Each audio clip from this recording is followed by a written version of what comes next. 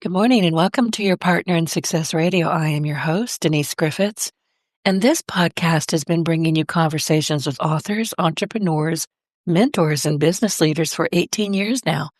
And we are honored to be ranked in the top 1.5% of podcasts worldwide. My guest today is Dr. Melissa Robinson-Winemiller. She is a leader who challenges how we think about empathy in business and basically in life. With more than 20 years of cross-industry experience, Melissa works with organizations that want cultures that perform better, and this is important, not just feel better. She is also the author of The Empathic Leader, which explains why empathy is not a soft skill, but it's a core leadership capability. And that book is on my desk right now as we speak. In fact, I'm looking at it. Today's episode of Your Partner in Success Radio is sponsored by Roberta Fernandez. She's an emotional intelligence trainer, a hypnotist, and the creator of the Conscious Napping app. I use this app a lot, and I've really grown to depend on it when my admittedly squirrel brain needs calming, which is frequently, as you can imagine. And in just a few minutes, Roberta gently guides you through calming visualizations that help ease stress, improve focus, and support better sleep, and more. It's a simple, effective way to reset without having to carve out a big chunk of time. And with over 100 sessions available in both English and Spanish, there's something really for everyone. And you can learn more at robertafernandez.com/conscious napping. Now back to my guest, and this is really an important topic. I can't tell you how much I've been looking forward to this. Empathy is often labeled a soft skill, but today's conversation is going to make it clear that it drives very real outcome. And Melissa joins me to talk about EQ via empathy. Write that down, EQ via empathy, and why emotionally intelligent leadership is no longer optional. We're going to explore how empathy can be taught. I've always wondered about that. Measured and applied in ways that can and should increase productivity, innovation, and trust. Melissa also addresses the myth that empathy weakens, absolutely weakens leadership. And she's going to explain why self-empathy is the foundation for leading others well. This is a thoughtful, practical conversation for leaders who want stronger cultures and better results without losing their humanity. I can say it. Good morning, Melissa. Thank you for sending me that lovely book. I have read it. I read it 2.5 to 3 times, as I was just sharing with you. And I consider it a very important addition to my entrepreneurial library. But before we get started, tell us a bit about you and your story and what prompted you to write this book. Yeah, you bet. Well, first, though, I want to congratulate you because I hear your show's 18th birthday is in January. So this is coming up Yes, fast. a So, couple of hey, weeks. Yeah, right. So congratulations. thank you. I never saw it Yeah. coming. I Hey, never saw this coming. that's all right. I mean, sometimes the best things in life just kind of unfold, you know? So for me, I do talk about it in the book, and thank you so much for reading it and being such a proponent. My big goal is to get the word out there about empathy and what it actually is and what it can do. I didn't start out. I mean, I don't think anybody starts out and says, "I'm going to go study empathy." I was a performing musician for decades, and I loved it. I was a French hornist, and I got to tour Europe, and I got to play with people like Ray Charles and Mannheim Steamroller and Manhattan Transfer, and I got to do solo stuff, and I mean, I loved it. I just loved everything about it. But I'm also very much in love with, food, shelter, and clothing, and There is that. sometimes yeah, minor thing, right? Being a performing musician is very much a gig thing, so it's not very stable. So I went back and got my doctorate and made a big move out west to become a French horn professor, which there aren't a lot of. If you ask someone, how many French horn professors do you know? They're usually like, I didn't even know they had those. Well, they don't have many. So, but I was excited. This was something big, and it was something I'd wanted to do my whole life. But unfortunately, the place I ended up at was very toxic. And within my very first term there, um, I was assaulted by one of my colleagues. And I mean, this is someplace I was brand new. I didn't even know where the dentist was, where to get my hair done. Where's the best grocery store? What's the easiest way to get to and from work? And then suddenly I was dealing with this. And the problem is that it wasn't just that person. I mean, the person who did what he did was definitely a bad actor, but when I went to the guy that would be our boss, I was told that as junior female faculty, if I was stirring up trouble, I was never gonna be promoted, which at that point, who really cared about promotion? And when I went to his boss, I was told if I didn't like it there, I should leave. And over the next 7 years almost, everything just spiraled until I finally just had to leave, and unfortunately, I had to actually leave that place, and, COVID hit not long after that, so it ended up being the end of my music career. But I just couldn't quite get past, why does it have to be like this? Why did this happen? Why?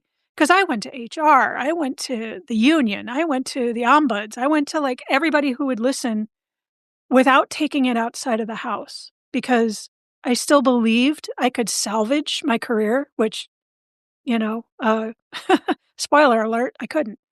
But, Right.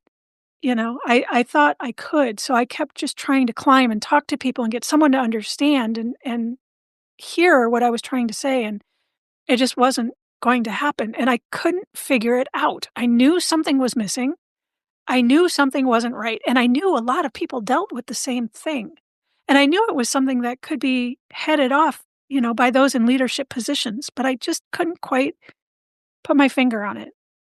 So after that, I ended up doing some consulting with my husband, mostly in the healthcare space, and I kept seeing the same kinds of patterns, that same, inability to relate and tone deafness, and even people who meant well, but just couldn't seem to get a hold of the fact that human to human, there was no relation. And as long as we weren't relating human to human, this organization was going to suffer. And that's when I was like, okay, I think this has to do with empathy. I'm not sure. I'm going to dive in. I'm going to see what I can figure out about it. So I went to get my second doctorate, which is a little insane. And that one's in interdisciplinary leadership. And my dissertation is on empathy and leadership because I don't want to just have a bunch of opinions. I want this based in research. I want it based in data. And I want it to be usable and actionable. And that's why I wrote this book. It's kind of a companion to what I teach and how I go about actually teaching empathy and how you can get emotional intelligence through an effective use of empathy and why it's so important. So that's kind of the condensed version. Scary. That is downright frightening. But you know what I have noticed through my life is that empathy, and I didn't realize that it could be taught. I honestly thought you either had it or you didn't. And now I'm learning that it can be taught. It should be taught, and people should understand. Look it up. EMPATHY. Look it up if you don't have it, or if you're living around people or you're married to somebody who doesn't have empathy, you're in trouble. Yeah, I would big say time. run, just run. Yeah, Yeah. and sometimes the most toxic people, not mine, thank goodness, but the most toxic people can be family members. There's nothing wrong with cutting them off and saying, see ya. Oh, In fact, you absolutely. should. You really should. Yeah. No, so people that absolutely have no empathy. So so first of all, there is a biological basis in empathy, this idea that you can't teach it, but the part where people miss it is that there's actually 43 different definitions of empathy. Oh, I So, didn't know that. yeah, yeah, there's the one where it's "I feel what you feel," that's one, but that's only one, there's 42 others, and Wow. some of those can be taught and learned and practiced. So there's a cognitive basis in empathy, and that's where I go with a lot of leaders because if you have leaders that are constantly dealing with the feelings and the emotions and the outpouring, that's how you end up with empathy fatigue and burnout. And that doesn't do anybody any good, you It know. really doesn't. I had a friend many, many years ago. We were very close, but she went through an insane divorce. I mean, it was insane, and it changed her at a level that Mhm. I still don't understand. She wore me out. It was the same old, daily, multiple times a day. And I finally had to say, listen, you're asking for advice. You don't take the advice. You're not doing anything that is helpful to you or your soon to be ex husband. You can't bother me anymore. I wasn't that rude, but I basically just pulled away because it was taking me down that rabbit hole with her. Yes. Yep, and that's exactly what I mean. I mean, having empathy does not mean you don't have boundaries. It doesn't mean you Right. just give and give and give until you're empty. That's not empathy. That's being a pushover. It's not the same thing, It's really you know? not. No, it's not, and people confuse it, understandably, because we have all these myths, and that's one of them. That empathy just means you're supposed to give and you're supposed to be, all puppies and rainbows and fluffy and a doormat. And no, that's not empathy. That's being a pushover. And It's whether, dangerous to yeah, everybody involved. yeah, big time. Yes. Especially in organizations. You can't lead from that place. No, you can't. And this is a question I was writing down while you were talking. How can empathy be skills-based, data-informed, and results-oriented inside organizations? Are more and more this is my real question. Are more and more companies, organizations starting to say, "We might have this wrong"? They are. We're Good. just at the very beginning of it, which is why I get so wound up and passionate about this because I want people to hear it. But there are those that are starting to understand, especially in dealing with AI, that doesn't have empathy, that this isn't just a skill, this is a super skill. And the data is there to back it up. Well, let's talk about the data, and I love what you said about AI because I like AI. I like Google. I don't really like Google. I like ChatGPT, but not as much as I used to. I love Perplexity for Yeah. research, but I have had to be very, very careful to teach it to write in my own voice and my own tone. Yes. Yeah, I'm with you. I'm playing around with Claude and Perplexity right now. I've kind of given up on chat for the time being, but Me too. I don't I have to tell you a quick chat story. Ah, I was having to rebuild a website in WordPress.com, which I don't work in. And had I known it, I would have turned the job down. I use WordPress constantly. I'm a web developer, but not mhm. .com. To me, that's like locking yourself in a vault and saying, "Can somebody bring me some water?" It's just garbage. But I finally had to turn to chat and ask it for code to get past some of the walls that WordPress.com has in place. And we were both exhausted. It kept giving me the same garbage code. And finally, it Yes. was night. I said, okay. And I call him Uncle Chat just to be rude. And I said, I'm mad at you. You're giving me the same crap over and over again. I don't want to talk to you anymore. And it came back something like this. I understand, Denise, and I understand you're upset. I'm going to walk away and we can pick this up tomorrow. And it hung up on me, basically. I was like, well, creep. That was No kidding. but chat is not what it is purported to be, I think. No. Maybe they'll get back to where they were or need to be, but I'm kind of avoiding chat. Yeah, I am too, honestly. I ran into the same thing you're talking about because I have a master's in data statistics, and I will occasionally use it to try and figure out Python code, and it was the same thing, and Yeah, no matter how garbage. many yeah, and no matter how many times I said, "Hey, you're the one who gave me this." "Oh, I'm so sorry, try this," and it would give me the same Right. thing, and it was like, I would be better off letting my cat write this. That's what I told her. I said, quit apologizing, just fix it. Right. It was getting nasty. So I thought, heck with it. And I Yeah, went over to Perplexity, which gave me clean code. I went, oh, there you okay. go. Yeah. Lesson learned. Yeah. Yeah, no, that's a whole different conversation, but It is. yeah. But still, in one thing that we can use chat and AI is for deep diving and using critical thinking. I mean, honestly, I Yes. use it a lot to detect, is this critical thinking or is this just garbage, as we say in the deep South? A lot of it's Yeah. just garbage, but you have to do that, bounce from Claude to, Grok, wherever you want to go, and exercise your critical thinking skills because you're going to get different answers every time. Then you need Yes. to sit with and say, okay, is this correct? Is this true? Where else can I go? Don't take the first thing Right. that they offer you is my point. Right. And don't assume because it's coming off like it's a human that it is. No, it's It's not. not. Mm-mm, mm-mm. Yeah. I like it Yeah. for research, basically. Even that though, because I'll just kind of throw things out there sometimes, with empathy and emotional intelligence just to see what's kind of out there. And it'll throw articles back at me and I'll be like, oh, this looks interesting. Give me a link. Oh, well, that article doesn't exist. Well, you just said it does exist.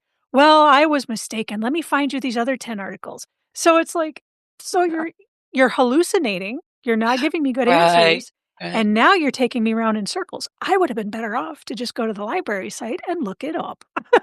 Oftentimes. Yes. I mean, it's fascinating, and I do spend a lot of time just going back and forth with them because I want to know Yeah. what is interesting, what are we talking about? But I often, most days, find that a lot of it's just, "You just pulled my chain, didn't you? You wanna have a Yes. talk? I'm gonna yell at you." So it's like I can get really ugly every once in a while. I think, "You just lied to me." But Yeah, be yeah. careful. But I wanted to go back to empathy. We're gonna have to have another conversation. We're not gonna get through this one without a few forays into things that we weren't going to talk about. So can you come back in the new year? Absolutely. Oh, Okay. yeah. I I'm will booking talk. Go ahead. Yes. Well, just I enjoy talking to you, Denise, and I appreciate Oh, you letting me get all of this out there because I am passionate about it. So, yeah, you right. just say when and where, and I'll be there. Well, I'm booking honestly, we're at the end of the year. We're looking at a new year. I'm already booked through May, but I'll send you a link and we'll get you, back in as quickly as we can. But going back to skills-based, data-informed, results-oriented, Mhm. what are people really hungry for right now? I know you're talking with a lot of people. What are they understanding that they may be doing things very poorly? It's not helping them, it's not helping their bottom line, it's not helping most importantly, the people who work with them. Are they finding out that it may be time to pay attention to empathy, true empathy? Yes, and I get it for 2 main reasons. The first is exactly like you're saying, these organizations are not reaching the robust state that they could. And they don't understand why, but there's just this inkling that it has something to do with the human to human aspect. That's why there's so much employee attrition. That's why, the employee engagement scores are in the toilet. That's why they're having all these problems instituting new platforms and new technology and all of this. And so that's a big one, especially when you consider there was a survey that was put out by Ernst and Young in the wake of the Great Resignation, and there's been some follow-up since then. But in this survey, they actually found that leaders that led with empathy can raise productivity by 87%, innovation by 86%, and profit by 84%. So the data is there, and that's Ernst and Young. That's not my opinion. That's what this survey showed.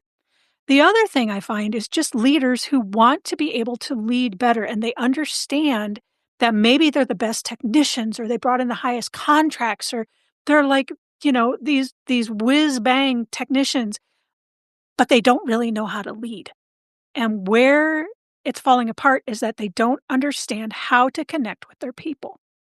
So I'll come in and that's where I actually talk to them about self-empathy and how that relates to empathy itself and what's necessary to actually supercharge their leadership. Like I said, especially in the wake of AI, because the more we're dealing with things that have no empathy, the more the people that can really tap into what empathy is and how to use it are going to be the leaders that people are going to want to follow. Absolutely, and what I have noticed forever is that if you have empathy or EQ, which is something new, I think. I've only started noticing people talking about EQ in the last maybe 5 or 6 years, maybe longer, but that's when I started noticing it. Mhm. But if they can translate this in their day-to-day lives, things just get better all the way around. Yes, it's a transferable skill. Right. Totally. Yes, and that's the thing is I talk about it in the context of leadership, but it's a really basic human thing. So it doesn't matter if you're leading a Fortune 500 company or you're leading yourself. It fits across the board. I mean, there is a percentage of humans that don't have empathy.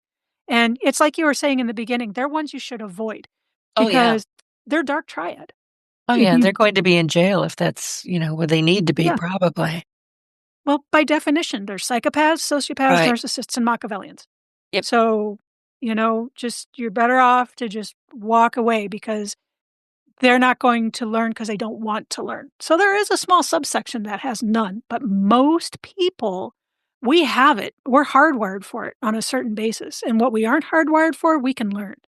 So wouldn't you want to be able to tap into that skill considering just how widespread it is? Absolutely. And one of the things that I didn't realize I had empathy, I always thought I was kind of a brat. You believe what your mama tells you, right? So my mom would say, she sent me a birthday card one year and it said, "Happy birthday." And the devil said, her feet just hit the ground and said, "Oh crap, she's awake." Kind of something like that. And I remember thinking, "Thanks, Mom." but, but I, for the longest kind of time, did not understand that EP and empathy were greatly misunderstood, especially by ourselves. I didn't think I had it. I didn't recognize that I need it. Turns out I do have it and I use it. I just didn't recognize that that's what was happening. Yeah. And especially in this country, that is what happens because we're not taught.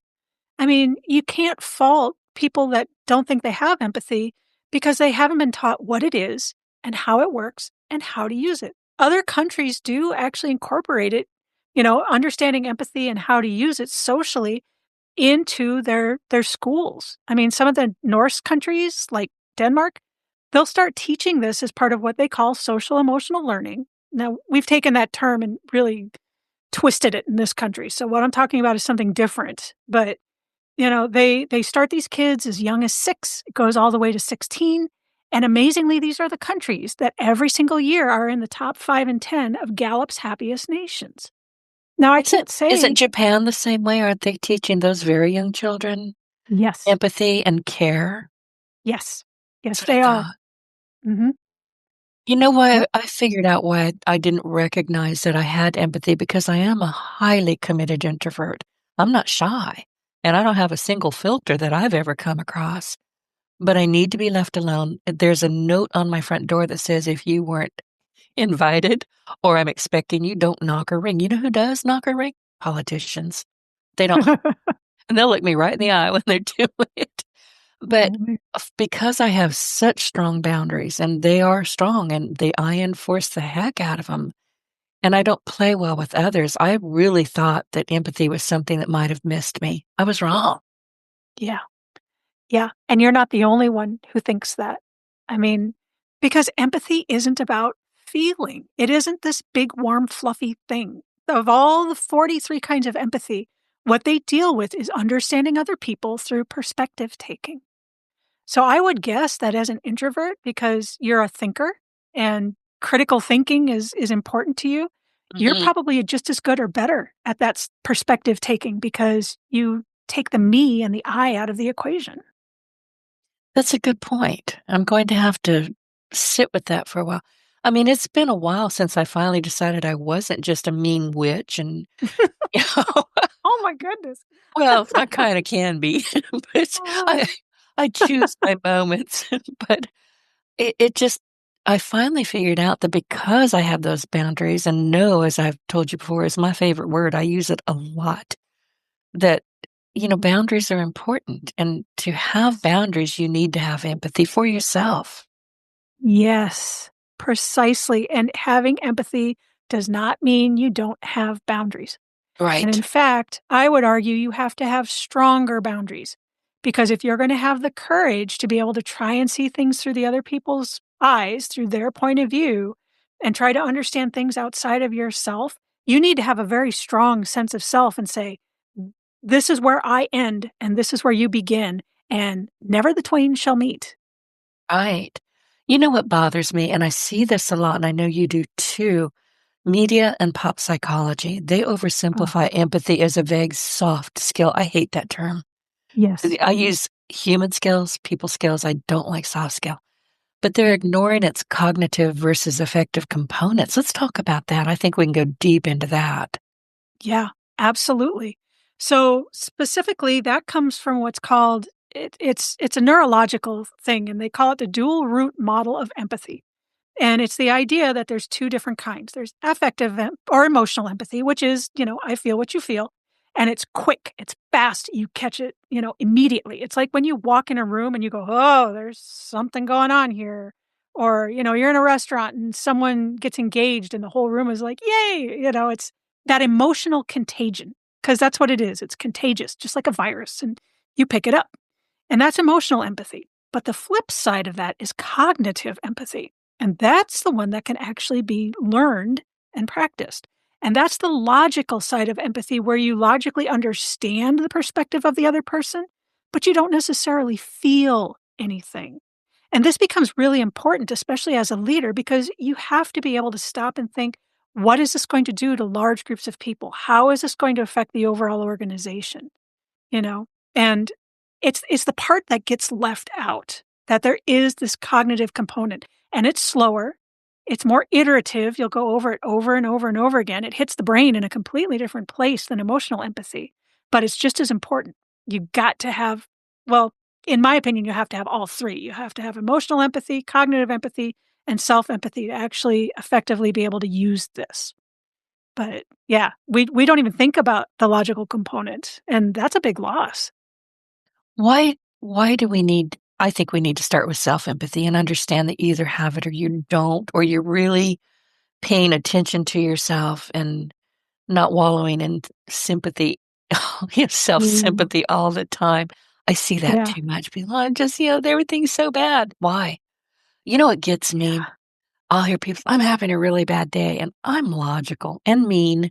So I will say, really? The whole day? The whole day? And they have to go, okay, never mind. I had a bad moment. Okay, now we're talking. Let's get yes. honest with yourself.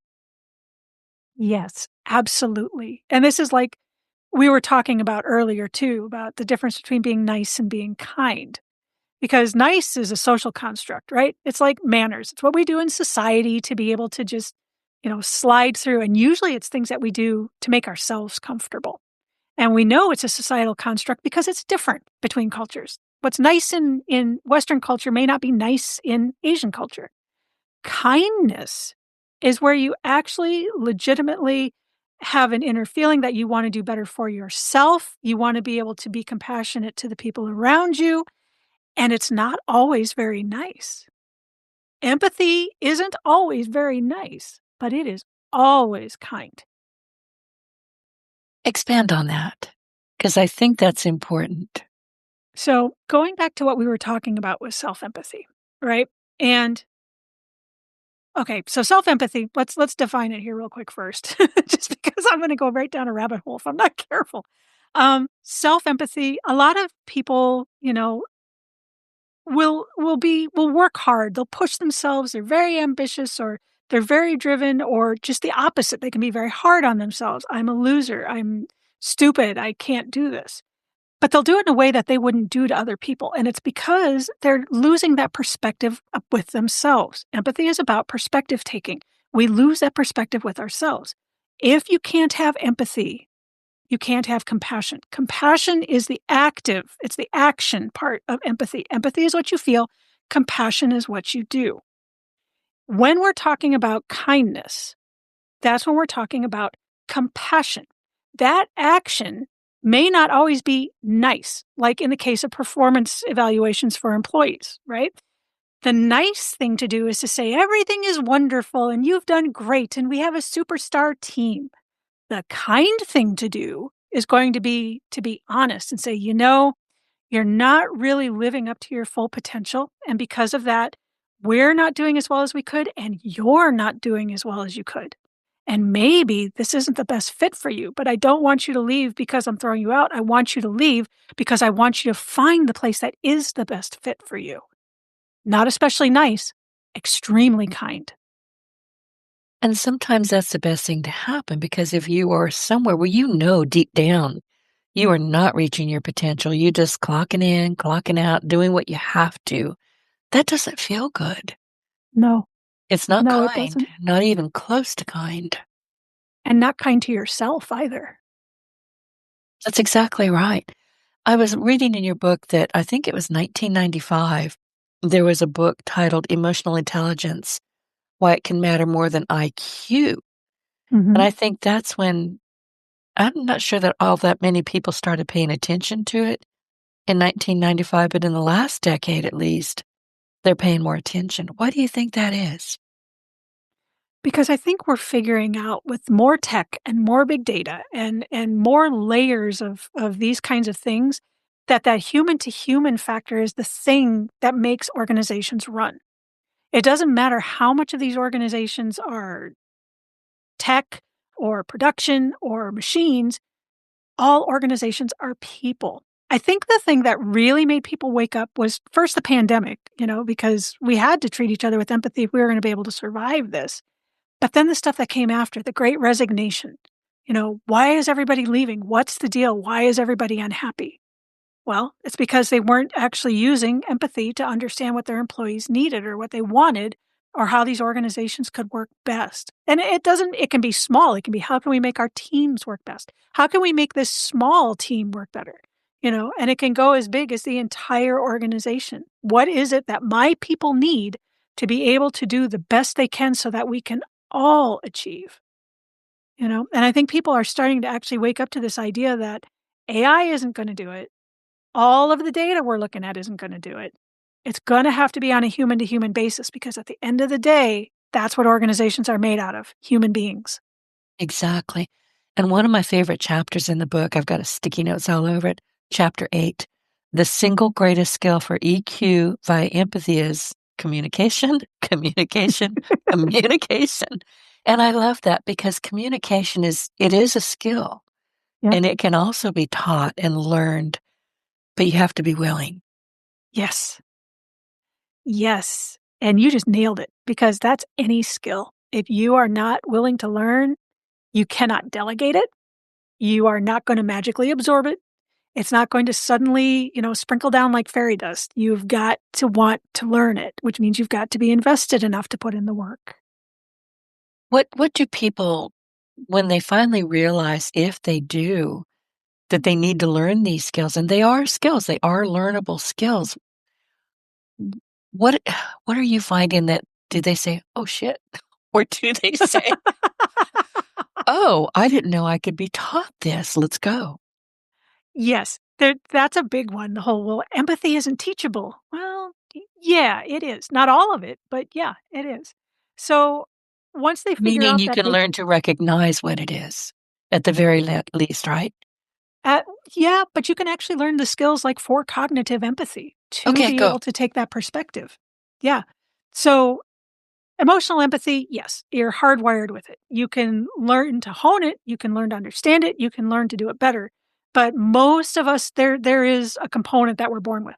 Cognitive empathy, on the other hand, you can learn the skills to be able to, on a very simple level, understand what it is to be in the other person's shoes and to do it through their eyes and not yours.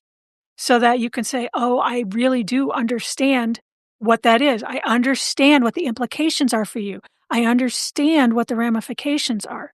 The big trick is to always you want to be able to see it through the other person's eyes and not your own. And that's where people get hung up. But if you can start learning to be able to see it through the other person's eyes, now you're actually developing cognitive empathy and you're learning those skills that are going to make it something that you can use. One of my sticky notes on this chapter, communication, communication, communication. One of the sticky notes says, "Shut up and listen." Yes. I was taking notes. I will not write on a book. My childhood librarian would rear up and get me, but I don't write up, but I have sticky notes everywhere. These books get fat after a while. That's okay. I do that too. I have the little signature tabs, Mhm. Yeah, mine would look like that too. Although I have to be careful because my cats like to eat those, so Oh, geez. I have cats yeah. too, and it's amazing what they can get into. I've got Oh, yeah. two 20-pound gingers. There's 40 pounds on the hoof. They're on my desk. And I'll Wow. look at oh, no. They started out as 6-week-old babies. I had no idea I was raising little mini lions, but they can get into stuff that you're like, I just stand there with my hands on my hips and go, "What the heck? What is wrong with you?" And one of Yeah. well, he'll be eating food and he'll talk with his mouth open. All right, never mind. We'll come back to this. So, don't talk with your mouth open. I don't Well, know. and I get I it. mean, yeah, but I mean, even speaking of animals, I mean, empathy works between species. Oh, Empathy it works, does. Yep, yeah. it Yep, and does. interspecies. I mean, especially with primates, there is empathy, and they see it especially in a studyable way with primates, but with other animals. And there can be, human to another species. It can be within the species. There is this idea of empathy with nature and being able to understand the world around you by. It's not exactly perspective taking, but it's that same kind of skill. So yeah, this thing is so much deeper than people realize.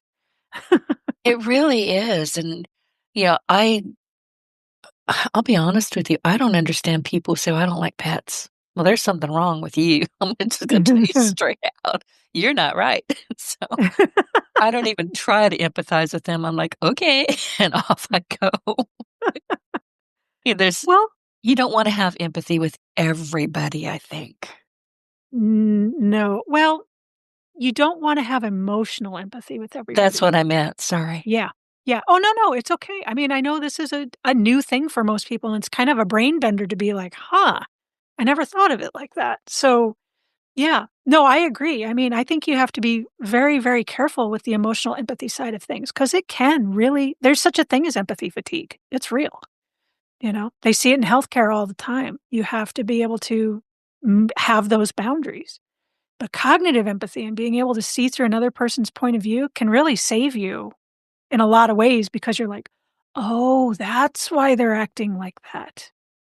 Oh, I can't see it through my eyes because I have empathy. That person has no empathy. Now I Right, understand their perspective." right. And we were talking in the green room a little bit ago about what I've heard it said, and I believe it, suicidal empathy. We're seeing it all over the world right now. Yeah, I think we have to be careful with that. The first person that said that was Elon Musk, I and I know. understand. Sorry?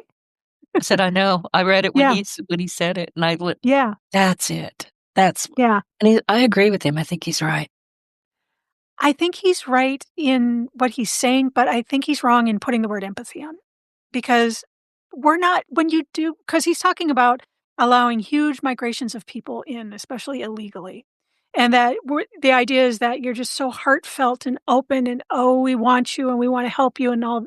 That's not empathy. No, it's There not. It's No. dangerous. Yes. No, that's being a pushover, just like we were talking about in the beginning.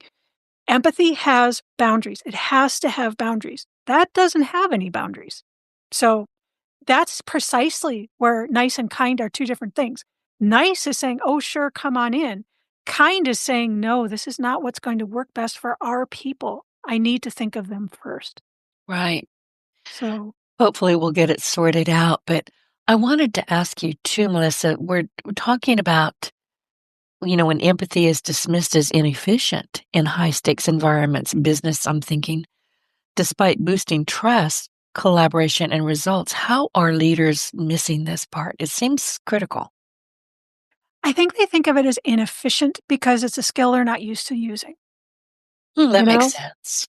Yeah. I mean, if all of a sudden you're trying to learn accounting, it's not going Yeah. to be efficient, No. I you know? remember when I went to school for, computer science degree, and honestly, they kept saying, "Denise, this is easy, you can do it," and I could until I got to algebra, and that's where I completely fell apart. It's like, no. I remember one of the instructors saying, "Denise, you're one of the smartest people in this room. Why can't you learn this?" And I have a temper. And I stood up and I said, "Because it's garbage. It's made up crap that some guy who couldn't get laid and was living in a cave with a candle made up. It's garbage." I had to go see the principal, but it's like, it's still garbage as far as I'm concerned. Can I build websites without it? Yes, I can. But but there are some things you're just not going to learn. That's just all there is to it. Yeah. I mean, we're all built differently, which is why perspective taking is so important. And that's beautiful because how dull would it be if we were all exactly the same? I know. Do I wanna be Einstein? Yeah, but with better hair. Don't we? Don't we all wanna be that smart? Sure. Well, sure. Yeah, Yeah. but okay, let's talk about I've got so many questions for you. what is the real relationship? And we've touched on this just a little bit between emotional intelligence and empathy, and then the Stoics. I love the Stoics. So where do we kind of get lost between all of that? So, this can you be more specific about the Stoics, about which part of that? Because I mean, that's a huge philosophy. I know. I guess my question is let's go back to self-empathy. Okay. Why is it so neglected by leaders who prioritize stoicism over vulnerability? Does that make sense? I think so. I think so. I think again, it comes back to not really understanding what empathy is. They get thrown into these situations where suddenly you're a leader and they don't have the leadership training that they should. I mean, they're doing their leaders wrong as well when this happens. So here's these leaders and they want to lead well, but they don't know how. So they end up relying on what they've seen other people do. And this is how we have always done it because this is how we've always done it. And this is how we're always going to do it. And next thing you know, you have them repeating the same mistakes instead of taking a step back and taking perspective and saying, oh, oh, yeah, this is why this isn't working. It's because I'm not seeing it through this perspective, so I just keep shoving the same thing out, which hasn't ever worked, but no one ever stopped to figure it out. And then this is where self-empathy comes in, because a lot of these leaders truly, are very driven. They're very motivated. They're very high self-actualized. If you're thinking about, Maslow's pyramid, up at the top. And they want to do well. And they know that they don't have a handle on this empathy and on leadership and on self empathy, which then leads to imposter syndrome. Got that. So now you're dealing with people that are dealing with self judgment, and empathy and judgment cannot exist in the same space. And it doesn't matter if it's empathy for yourself or empathy for another person. And the second you have imposter syndrome, you're overwhelmed with judgment. Oh, I can't do that. But that one does it so much better. But this other person, yeah, I'm barely making it. I hope nobody finds out just how bad it is. And now you're dealing with leaders with substance abuse problems and family problems and the ones that come in and scream and yell and command and control, and this has to be my way because it's always been this way, but aren't thinking about what could actually be done better. And then that's why you have such high rates of leader burnout, like 35%. I didn't know it was Because still that high. yeah, middle management's even worse. I think it's more like 37. Wow, I hope I didn't just cough on you. I think I did. If I did, I'm sorry. No worries. And that leads me back to chapter 4, another sticky note, and it's, the title of the chapter is Charity Starts at Home. Basically, survival mode when work becomes a war zone, and we carry that home with us. Oh, yeah, This is why I absolutely. can't work in other people's offices. I'm Yeah. unemployable, deliberately. I don't play well with others. I run with scissors, and if you want coffee, you can get it your own darn self. So I have to be alone. But because I do live alone, I will always live alone. I need to understand myself because otherwise I'm Yeah. just drifting from couch to refrigerator. I don't want to live like that. Do you? No, no, 'cause the only way you can understand others is by first understanding yourself. So now we're kinda back to Stoic philosophy in a way. Right, right. And honestly, it's difficult. It really is. And you're talking about, you know, s- imposter syndrome and how ugly we can talk to ourselves. I'll be honest with you. I have cut out the word can't. I will not use it. I will use the word won't. I will use the word no, but I never say I can't do something. Do I understand algebra? No. But am I worried about it? Not even a little bit. But I have learned over time when I was examining myself, and I do this every day. I'm always going, what's going on, Denise? Where are you? How are you feeling? What's good? What's working? What the heck was that? That happens a lot. And we all do this, Melissa. We all have these conversations. They're like a road track in our brain. Where, oh, I don't want to do this, blah, blah, blah. And it's self sympathy. It's destructive. Yeah. And I'll tell you honestly, if anybody in a Walmart parking lot spoke to me the way I catch myself speaking to me, I'd need bail money. Yes. I mean, I would bloody somebody's nose. So I've taught myself, and it was painful because I had to be aware to get in front of it and say, "Oh, no, you don't." Yeah, And that's tough. precisely. You have to pay attention to what you're thinking, what you're saying to yourself mostly. Yes, because you have to be able to do it for yourself first. Right. You do. Why is it that people are just, and this is just my opinion, I don't know that it's for a fact, I don't have any data, but why are they just figuring this out? You know, I don't know that I have an answer for that. I know that with the book in '95 by Daniel Goleman, the one about EQ, Mhm. Right. is the first time he talked about 5 components of emotional intelligence, and he lumped empathy in with the others. And in my opinion, empathy has to come first because you have to be able to have that perspective to begin to understand which emotional intelligence skills you want to use. And I think that people are kind of starting to realize that, oh, we've been talking about emotional intelligence. I mean, 95, that's what, 30 years? So we've been talking about it for that long, but it hasn't really been working the way we thought it would. What are we doing wrong in the application? How is it that we're not really getting this together? And in doing that, teasing empathy out as kind of a front runner to the other skills, I think that's where people can finally start to say, oh, I can't just throw these skills at the wall and expect them to work. I have to actually understand the perspective of others first. And now they work. And guess what? They work for myself too. They do. Once you start understanding yourself a bit better, listen, for the longest kind of time, I didn't know that I was a creative. I had no clue.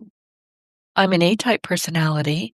I work well with codes. I build websites while I'm standing over a stove in my head. I can see them in pictures before I even get back in here to the command center and write it down. I'm just an oddball, and I know that I'm an oddball, but I think the way I think, and I'm not ashamed of it. I'm actually pretty proud of it.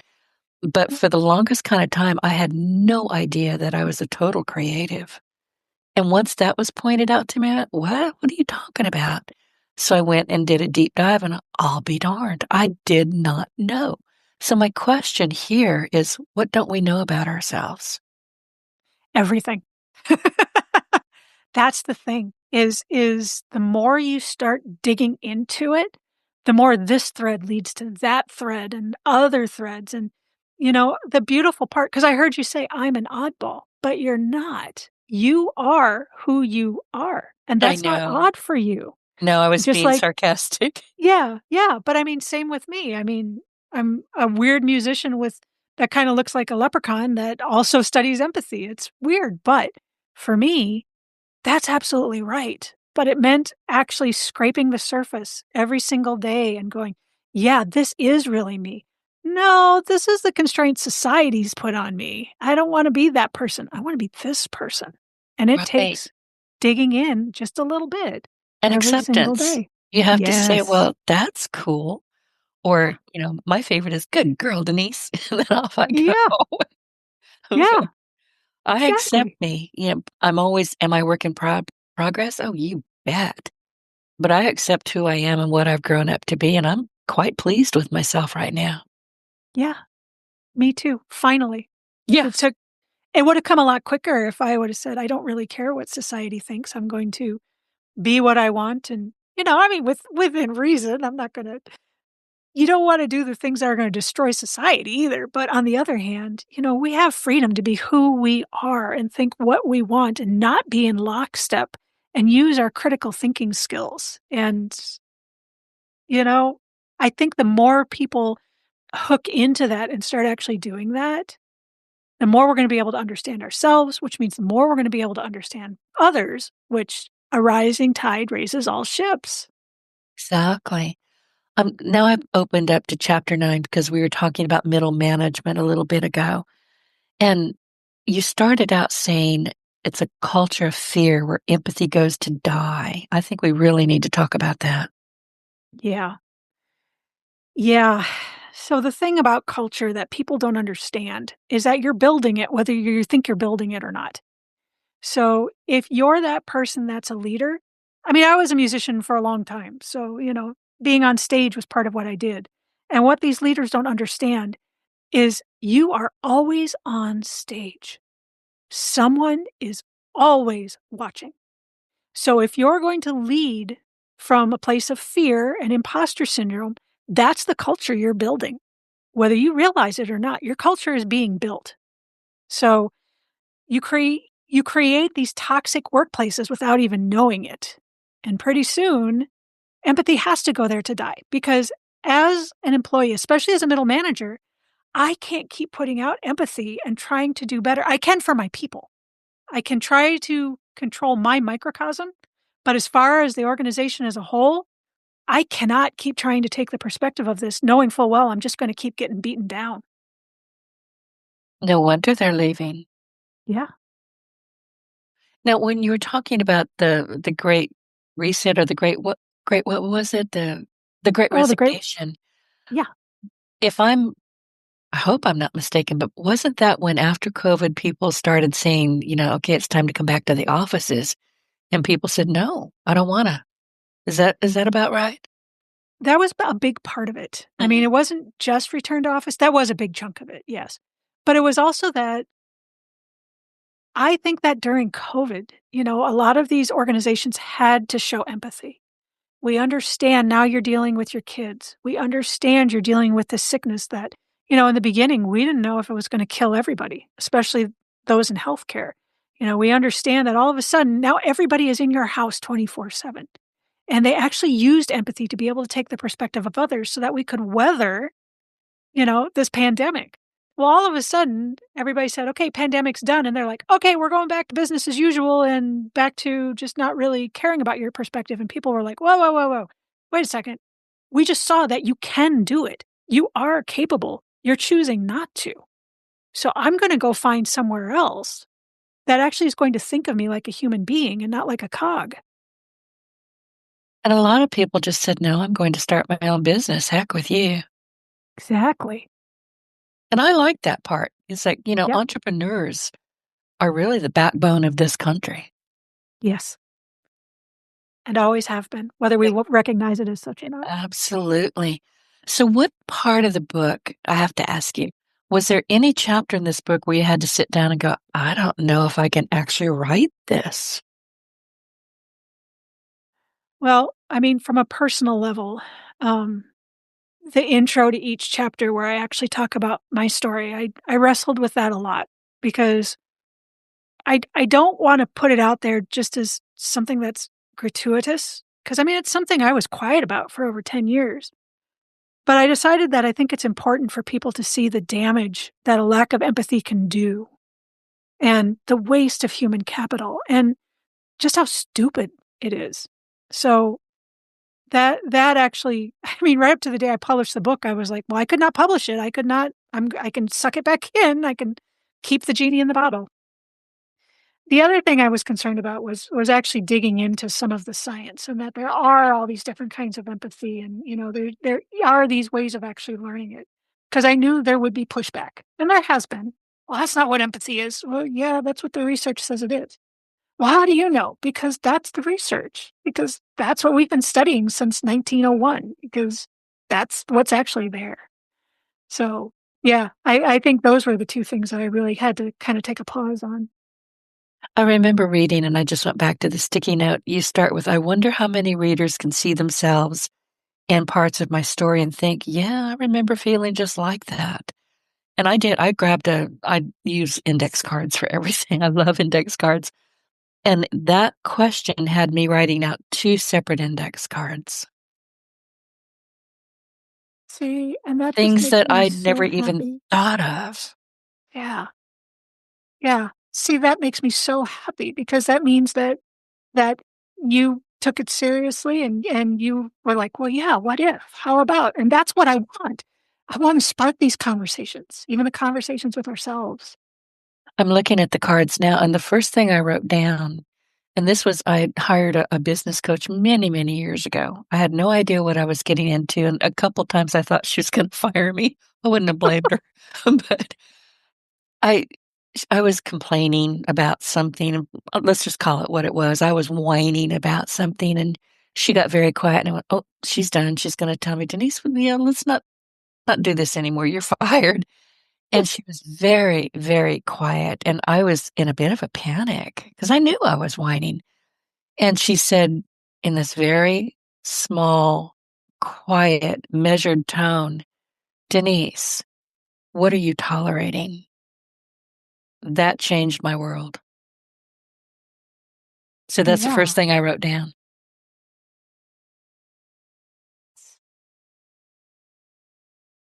Yeah. There's nothing I could add to that. Yeah. And I kind of just went silent too. Yeah. But when I saw that, I went, huh, yeah, I can relate. Your frustration, anger, helplessness. And it wasn't because of another leader. It was because of me, what I was tolerating, what I was pretending to be. I had to have Yeah. some, those old black and white noir movies where a detective has got a bright light shining on somebody's face. That's what I felt like. I had to shine that light smack in my eyes. It hurt. Yeah. But again, that might not have been very nice, but in the end, I No, bet it was the kindest thing you could have done. it was necessary. But yeah, Yeah. it wasn't nice at all. And look, we all have moments where we're going, I did what? What the heck was I thinking? Or, another word, but there's no real answer to that. Just don't do it again. Yeah. Exactly. And identify it and avoid it. Yeah. Understand you're a human. That's Right. compassion. I am not going to do this again. Right. Actually show yourself that compassion. Say, okay, yeah, I made a mess out of this, but I'm smarter now. I And do that every day. I always make boo-boos. Oh, we all do. It's like, and I will tell anybody that if you're going to be an entrepreneur or a podcaster, which is basically the same thing, you better have a cast iron stomach because you're going to fall flat on your fanny daily. Just get used to it. Pick yourself up, brush yourself off, and go do something different. yeah, and understand that that's part of the human condition. It took me a while. It really did. Melissa, as we wrap up this episode, and very reluctantly, I would love to share with listeners where they can connect with you and your work. And this is really what my question is. Is there a final thought or a key takeaway that you'd like to leave us with?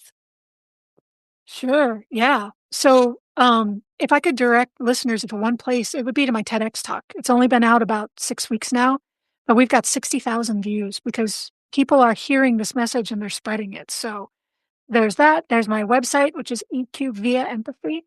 And then the Amazon book. You can get it on Amazon or Barnes and Noble or any of the usuals. Got it. And listen, I've Yeah. said it before, but I recommend this book. It really needs to be part of your entrepreneurial library. And if you don't have an entrepreneurial library, start one. Start with this book. Well, thank you. Well, and if I had one thought to really send people away with, I would go back to this idea of self-judgment or judgment and just how, critical it is to try and recognize it and get rid of it. So just remembering that empathy and judgment cannot exist in the same space I'm ever. going to put that on my whiteboard. Say it again. I think it's important. Empathy and judgment cannot exist in the same space ever. Perfect. Perfect. Melissa, thank you for joining us today and for bringing such clarity and depth to this conversation. And you've given us a powerful reminder that empathy it's not a distraction from results. It's often the path to them. And I appreciate the work you're doing and the way you're reframing what strong leadership, even at home, probably should start at home, really looks like. In my home, I'm it. So I have to lead myself. It's important to know what I'm leading. And to our listeners, if this conversation resonated with you, I encourage you to learn more about Melissa's work at eqviaempathy.com. And as she mentioned, her TED Talk, and get the book. Seriously, get the book. And as always, I thank you for spending part of your day with us. And until next time, stay curious, stay thoughtful, and keep moving forward in partnership with your own success. Thank you for joining us. I am Denise Griffitts, and I will see you every Monday, Wednesday, and Friday. Melissa, thank you. And I look forward to having you come back in the new year. It was my pleasure. This was fantastic, and I can't wait. Thank you. Get your voice heard. If you would like to launch your own far-reaching podcast, contact Denise Griffitts at yourofficeontheweb.com and go to the podcast tab.